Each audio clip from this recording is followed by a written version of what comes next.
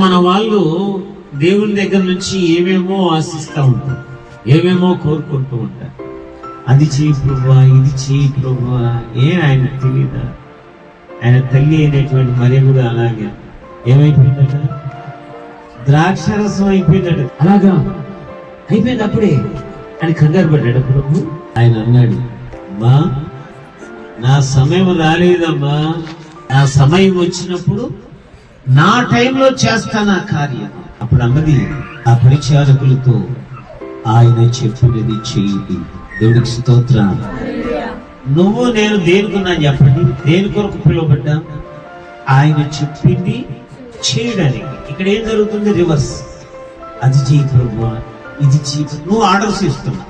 నువ్వు ఆయనకి ఆర్డర్ చేసేటువంటి పరిస్థితిలో నువ్వు ఉన్నావా? నేను ఉన్నానా? మనకు ఎవరైనా ఆర్డర్ అయితేనే చిరిగిపోతుంది.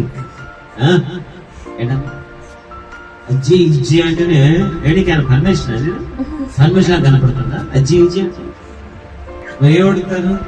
ప్రభా నేను ఏం చేయాలి? ఆయన ఏం చెప్తాడో అది చేయి, అది నేర్చుకో. జీవితంలో నీకేం కావాలో సమస్తమును ఆయనకి తెలుసు.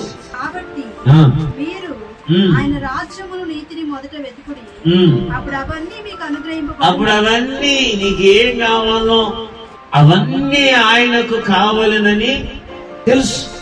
నీకేం కావాలో ఆయనకు తెలుసు. ఆయన ఇంత స్పష్టంగా చెప్తా ఉంటే నువ్వు ఎందుకు అడుగుతావు? ఆయన ముందు ఆయన నీ హృదయంలో చేర్చు. ఆయన నీ హృదయంలోనికి వచ్చాడంటే ఆయనతో పాటు సమస్తమును నీకు కలిగినట్టే. దేవుడికి స్తోత్రం.